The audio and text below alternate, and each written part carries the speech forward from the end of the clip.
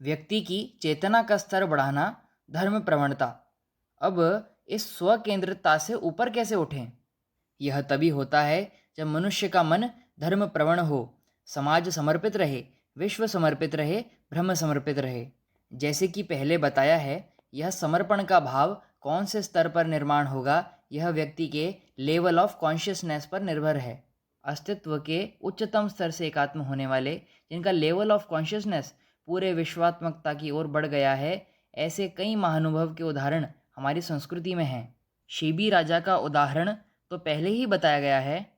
महाराष्ट्र के संत नामदेव ने बचपन में जब देखा कि कुत्ता अपने पाथे में से रोटी का टुकड़ा लेकर भाग रहा है, तो वह भी घी की कटोरी लेकर उस कुत्ते के पीछे भागा, ताकि घी के बिना खाई सूखी रोटी से कुत्ते के पेट में दर्द न हो। संत एकनाथ तो काशी की गंगा रामेश्वर तक ले जा रहे थे, उससे उनको बहुत ही पुण्य प्राप्त होने वाला था।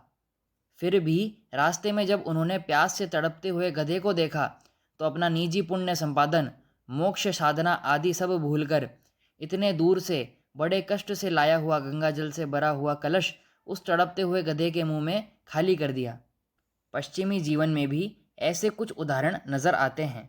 जब लिंकन पहली बार राष्ट्राध्यक्ष चुनकर आए और शपथ ग्रहण करने के लिए बड़ी शानो शौकत के साथ घोड़ा गाड़ी में जा रहे थे, तो रास्ते के किनारे से उन्होंने ची ची ऐसी बारीक आवाज़ सुनी। अब पूरे पैराफर्नेलिया लावाजिम के साथ जाने वाले जुलूस में उन्होंने गाड़ी रोकने की आज्ञा दी।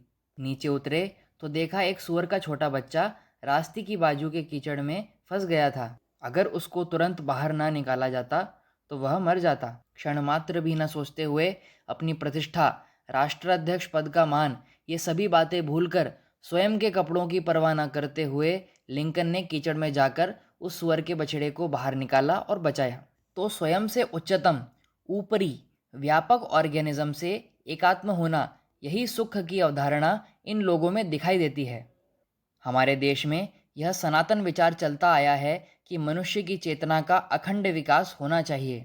मनुष्य जब पैदा होता है तो उसके स्वयं के अलावा और किसी का भी ध्यान नहीं रहता, और जब वह बड़ा होने लगता है तो क्रमशः माँ, बाप, भाई तथा अपने परिवार के साथ एकात्मता की भावना उसमें बढ़ती जाती है। उसकी चेतना का और विकास होता है तो समाज के साथ एकात्म होता है। चेतना और भी विकसित होती है तो वह राष्ट्र के साथ एकात्म होता है। आगे चलकर इस चेतना का विकास होते होते वह इस स्थिति में पहुंच जाता है कि संपूर्ण मानवता के साथ वह स्वयं को एकात्म समझने लगता है। उसके भी ऊपर उठकर वह संपूर्ण चराचर विश्व के साथ एकात्म हो जाता है और उसे स्वदेशो भवनत्रयम, यह अनुभूति प्राप्त होती है।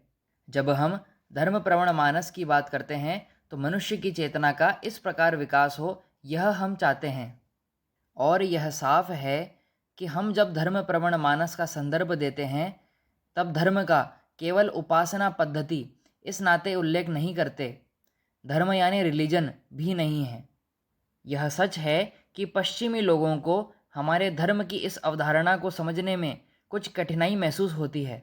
CEM जोड जैसे चिंतक ने कहा है, this is distinctly Hindu concept that is dharma does not admit of summary description. अर्थात धर्म यह खासकर हिंदू अवधारणा है जो समूचे विवरण को अवसर नहीं देती। अपने यहाँ भी पश्चिमी संस्कृति से प्रभावित लोगों के लिए न्यायमूर्ति गजेंद्र गडकर, न्यायमूर्ति रामा जॉयस जैसे कई विचारकों ने धर्म यह संकल्पना स्पष्ट की है। न्यायमूर्ति रामा जॉयस कहते हैं, dharma is a Sanskrit expression of wildest import. There is no corresponding word in any other language. It would also be futile to attempt to give any definition of that word. It can only be explained. अर्थात धर्म इस संस्कृत संज्ञा का अभिप्रेत अर्थ बहुत ही व्यापक है। उसका समानार्थी कोई भी शब्द अन्य किसी भी भाषा में नहीं है। इस अवधारणा की परिभाषा करने का प्रयास भी व्यर्थ हो सकता है। इसका केवल विवरण हो सकता है। तो हमारे यहाँ धर्म यह जीवन पद्धति के रूप में देखा जाता है। अध्ययन करने पर ध्यान में आता है कि व्यक्ति और समाज को उन्नतिशील बनाने की यह प्रक्रिया है। इसी प्रक्रिया के संस्कारों से मनुष्य और समाज जीवन को श्रेष्ठ बनाने वाली व्यवस्था, यही इस धर्म कल्पना की परिभाषा हो सकती है। इस तरह मनुष्य के मन को स्व के ऊपर उठाना, धर्म प्रवण बनाना, यही हमारी संस्कृति की विशेषता है। हमारी संस्कृति ने सदैव मनुष्य मात्र के ही नहीं बल्कि संपूर्ण विश्व के सुख का विचार किया है, और यह सुख अखंड, चिरंतन, इटर्नल, घनीभूत, सॉलिडिफाइड, निरंतर, अनइंटरमिटेंट होना चाहिए, ऐसा भी कहा है। अनेक विचारकों ने उसके बारे में अपने विचार रखे हैं।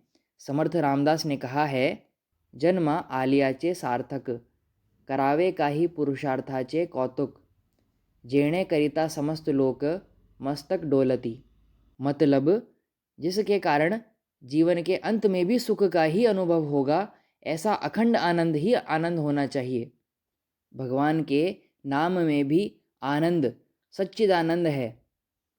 ऐसे आनंद को, सुख को हमारे यहाँ टेक्निकल टर्म, शास्त्रीय संज्ञा दी गई है, घनीभूत, परिपूर्ण, चिरंतन, निरंतर आनंद यानी मोक्ष।